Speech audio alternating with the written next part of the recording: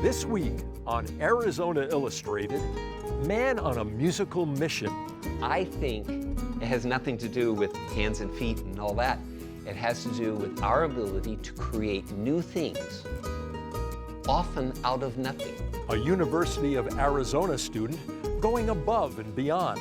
Finding whatever it is in the moment that I really connect to, that inspires me, that makes me feel alive. That's what I want to be doing. And Docapella, singing their way through med school. It feels like a real contribution in a way that nothing else does.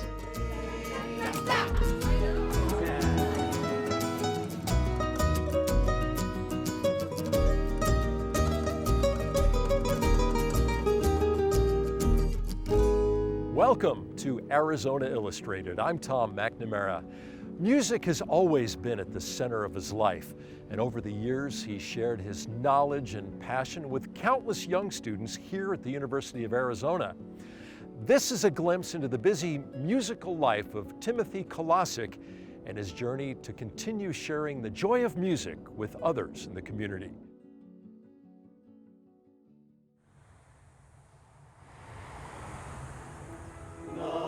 There are things that come into my life that are musical and have to do very often with leadership in music.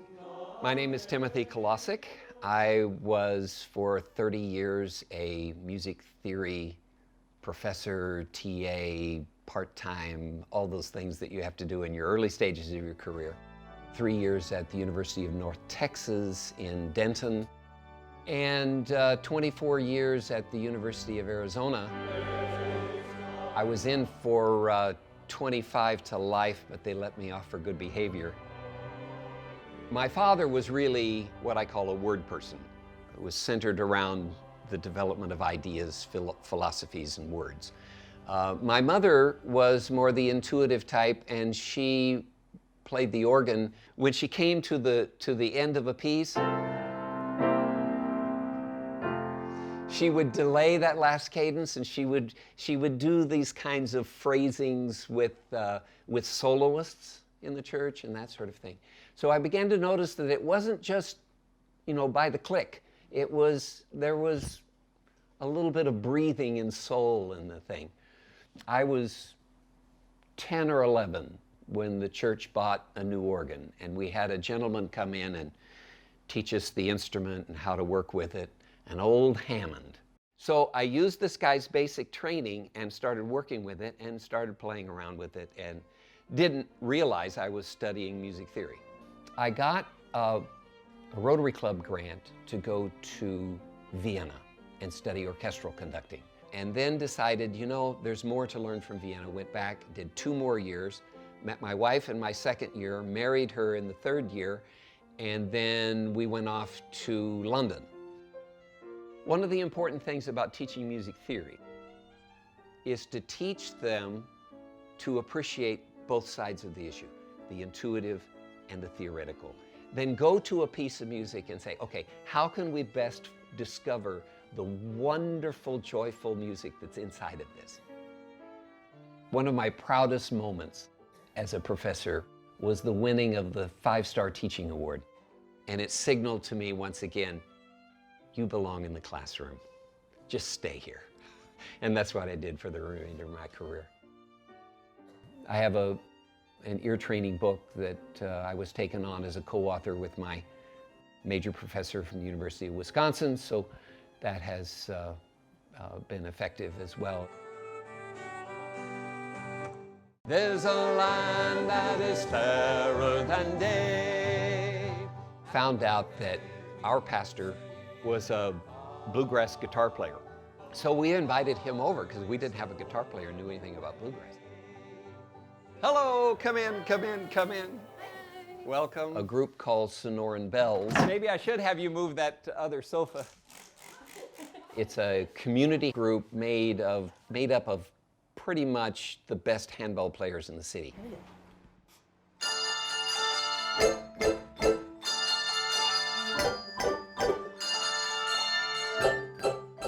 And they rehearse in our living room.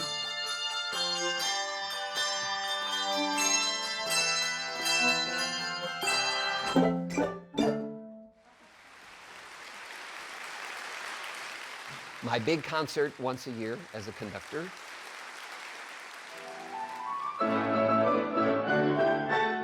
Is the Tucson Music Teachers Association Piano Ensemble Concert.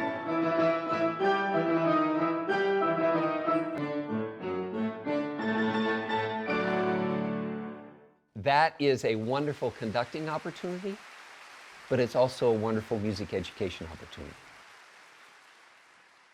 So we met at the conservatory to start with. And I say to start with because I met him more than he met me. So we'll move quickly between monsoon storms. I know. I was in the conducting class. I was trying to wrap up a teaching music education degree. Does this go on our table? That was at the Vienna Conservatory in 74, fall of 74, because Helga's been playing with the Arizona Opera now for 28 years. It worked out to work together, and it worked out to work apart and in relationship to the kids. Well, now they'll know who we are. Another musical mission is the music for dance, for ballroom. Okay, that's good. Okay, so let's start with number 1. We have a band called Better and Better, and I'll set some levels. A kind of an all-purpose 2-member dance band.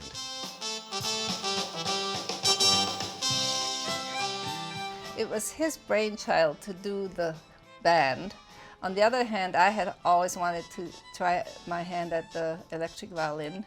What I enjoy right now is that I have a 5-string instrument, so I can play some of the songs on a viola range.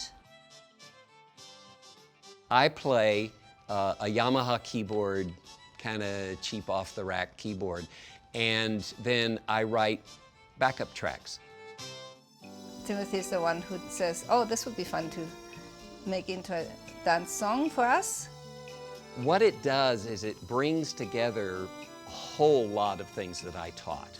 The way in which chords follow one another, chord substitutions that can be used, but also the joy of providing people music that they can easily dance to and have that joy themselves. Well, there are studies that say that music actually changes your brain or can enhance how you learn, how you see the world, your mood, and so it's important. It is said that mankind is created in the image of God. Well, if you look at that within the context of the creation narrative, who's the creative one? God is the creative one. We are built in His image. I think it has nothing to do with hands and feet and all that. It has to do with our ability to create new things, often out of nothing. Music can be approached from the idea of how do I combine sounds and make them work, all the way down to the individual who has seemingly no creative abilities in music, but the ability to appreciate intuitively what another person has done. I have found that no matter what a person's ability or performance skills or creative abilities, there is a niche that they will find, but they will be able to use those skills joyfully at that particular level, whatever it may be. You have all of this population all centered around the appreciation and creation and recreation of music. And it creates this wonderful community. Praise the Lord with a thrashing cymbal. Praise the Lord and let your voice be still. Carpe diem, or seize the day. You've probably heard that phrase before. It's meant to inspire us to engage life with passion and joy and make the most of the present, because you never know what tomorrow may bring. Now we introduce you to a University of Arizona senior who's doing just that.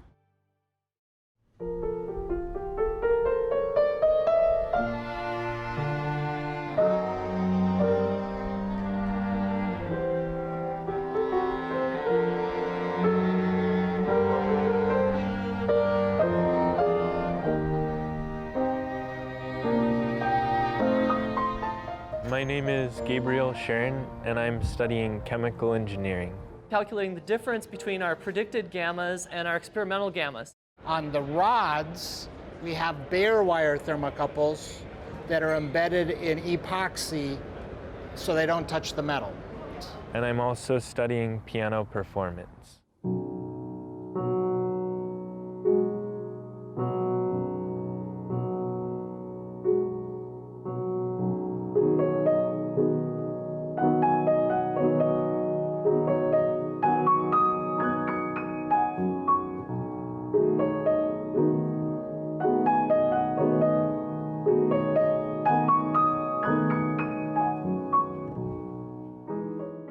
Finding whatever it is in the moment that I really connect to, that inspires me, that makes me feel alive. That's what I want to be doing. I started wanting to become an engineer when I was about 6 or 7, living in Idaho. I had a cousin who was an engineer at one of the labs there, and I was inspired by his responsibility, his ability to provide for himself with such a stable career. And later on, when I was in middle school, I became so passionate about music, and I wanted to give everything to it. I can talk a lot about music. Like, I'm an encyclopedia about music, so if you have any music questions. I like that. I've kind of ended up finding a balance between engineering and becoming a concert pianist.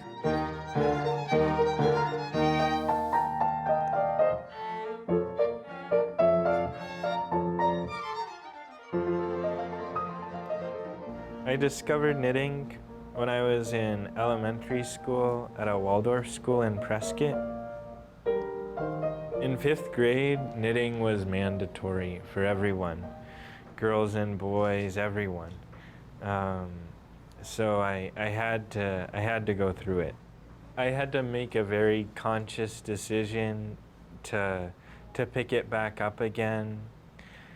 That Christmas when I didn't have money to buy gifts, and I wanted something to kind of de-stress from finals with.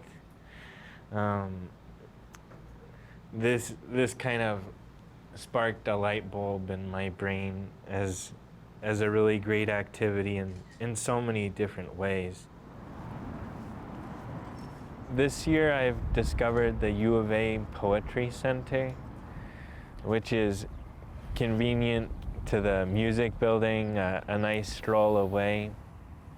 Lately I've been into Mary Oliver and Robert Frost, so I'll look through some of their poems, and if there's one that I particularly connect with, I'll write it down in a journal or in my planner, and I kind of meditate on the meaning of the poem and try and connect to it, a way to find a new perspective from all my other stuff going on in life.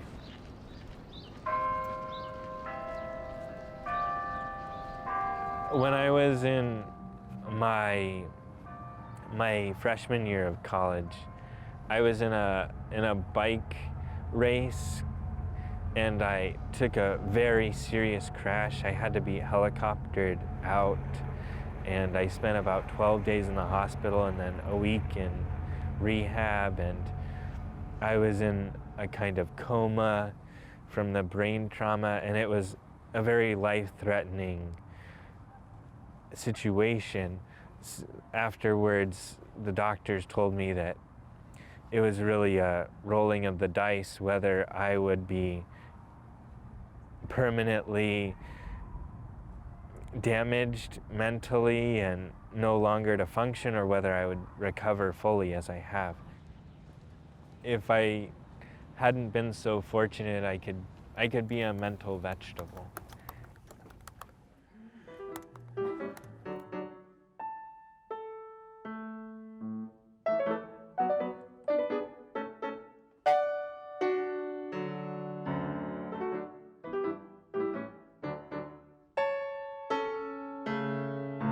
I believe that the most important thing is like the present.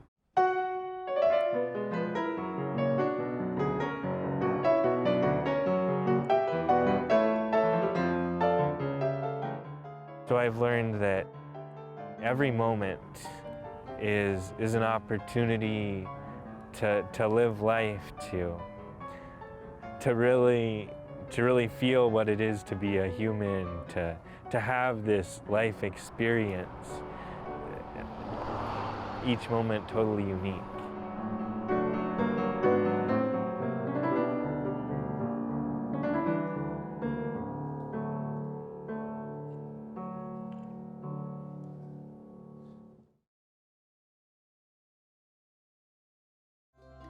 Like what you see on Arizona Illustrated? Visit our webpage at azpm.org to watch and share stories from this and previous episodes.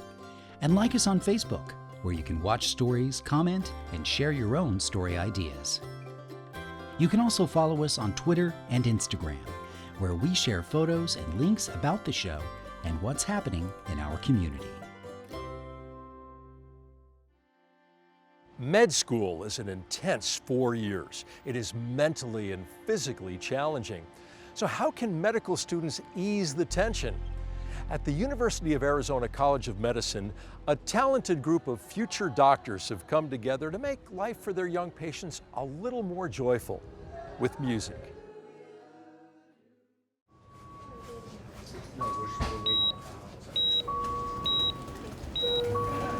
If anyone's around, you know, you have to delegate. Like, you, go, call 911. You, go get the defibrillator. If you're by yourself, pull out your phone, put it on. Med school is tough.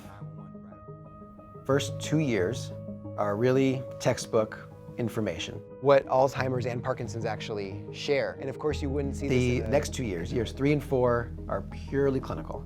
Yeah, breath sounds are absent. So we're finally in the hospital full-time, rotating on different clerkships. You know, antitussives were... It's very easy to stop taking care of yourself during med school, and no one benefits from that, including your patients.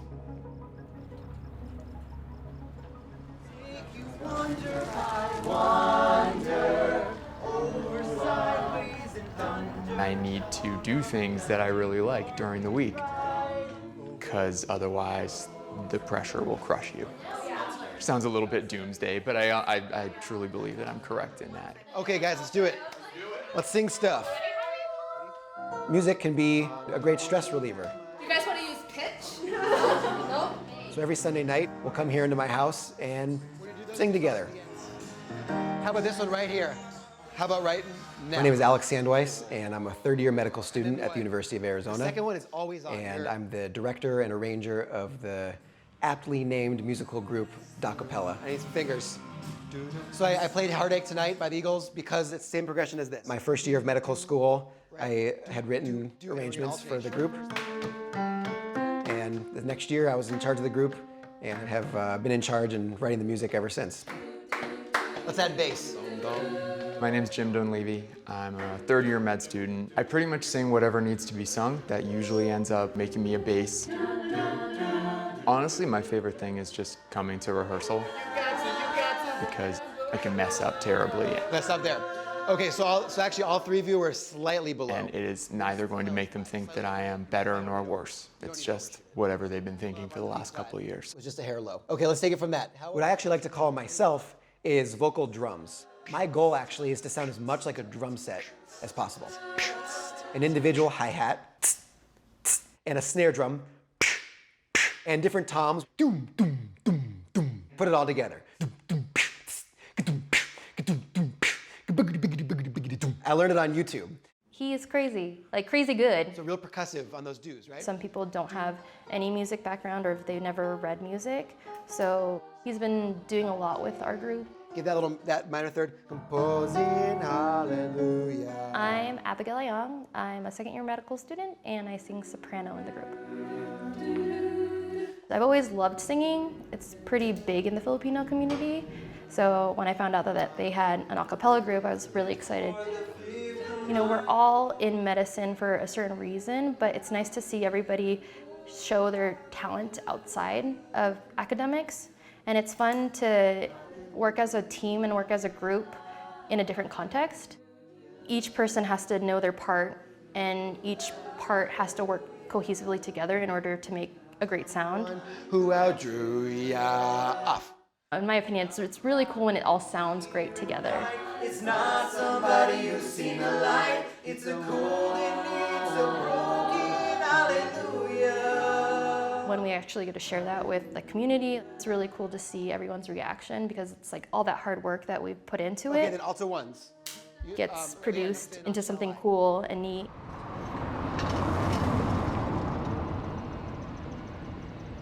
We're gonna go to that open door right there. Yeah, the one that's open right there. I mean, sometimes they don't really know what to expect, or they're like surprised, they're like, what the heck is happening? So we're gonna do Disney.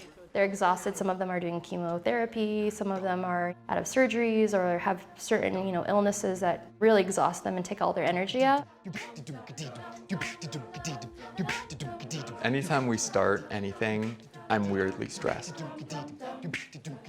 And as soon as people are enjoying it, I'm having a blast. The hospital is a boring, scary place for just about everyone. I can't imagine what it is for a kid. So just to have, even if it's 5 minutes of something that is more fun than lying in your bed and more interesting than the beeping of your heart monitor. Everybody look right. Everybody look out. Stand in the spotlight. I don't know if it's true, but it feels like a real contribution in a way that nothing else does. When you have a child in the hospital, the parent experiences this unbelievable sense of helplessness I can show you and this lack of control, and you just want nothing more than the child to momentarily forget what's going on.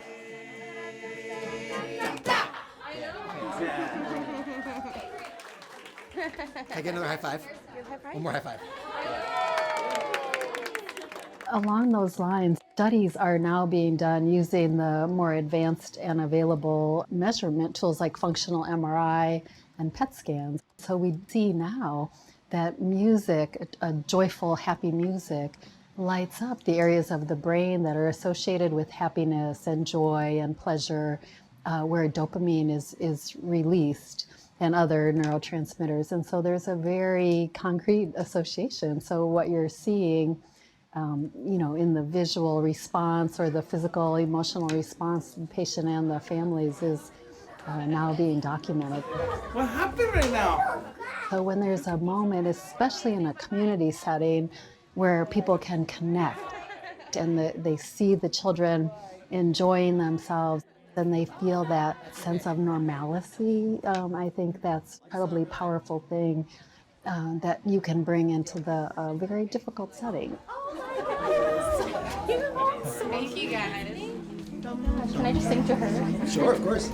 We try to bring the audience back to a particular happy moment in their life, and we can tell when we start seeing the foot tap and smiles on their face, we know that we're doing something right.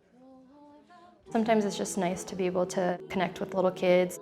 They're going through a lot for not being alive for that long. When they benefit from hearing us, we benefit from performing for them. I don't know if necessary or needed is the word, 'cause, clearly if we hadn't been there that day, no one would have noticed. But I think when people are there and they're offering to give, hopefully give something that those kids really, really like, a void that might not have been noted previously is at least partially filled.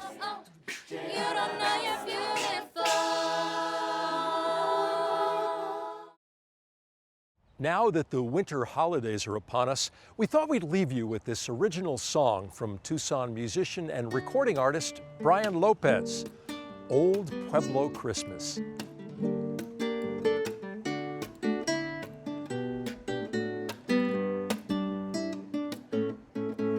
Christmas time is here, in the 520 with my baby near.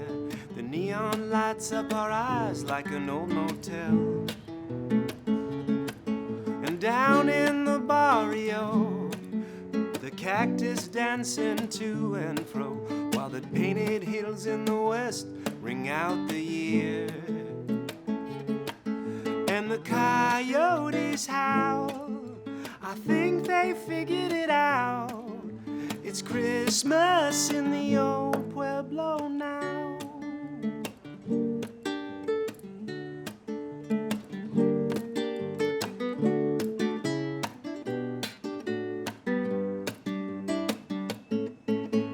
Christmas has finally come, and in Armory Park, yeah, we're having some fun. Agave soaked to the bone just to deck the halls.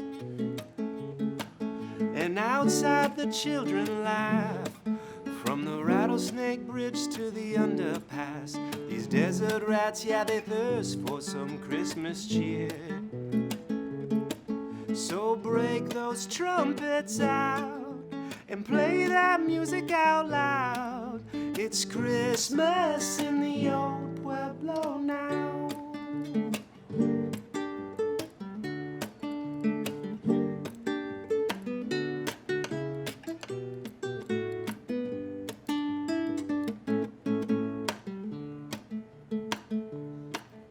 It's Christmas Day once again in the 619 residence. My baby puts on some coffee to wake the day. And let's see what Santa brought Flo. I see a fuzzy gift under the mistletoe. Could this be the companion she's been waiting for? I think it is. It's lying low. So look at us now. There's so much love all around. It's Christmas in the old Pueblo. Christmas in the old Pueblo. Christmas in the old Pueblo now. Pueblo now.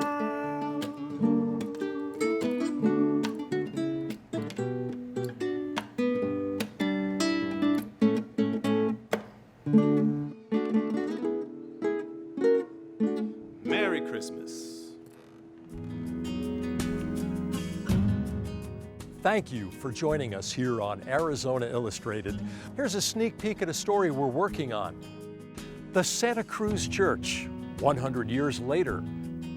We always think of history in such big terms, but the real history is the way people live every day, you know, how they support their family, what are the challenges that they have, what are the joys, and so everybody has a history and everybody has a story, but it always amazes me how many of our families indeed go back several generations. We wish you all a safe and joyous holiday season. I'm Tom McNamara. See you next year.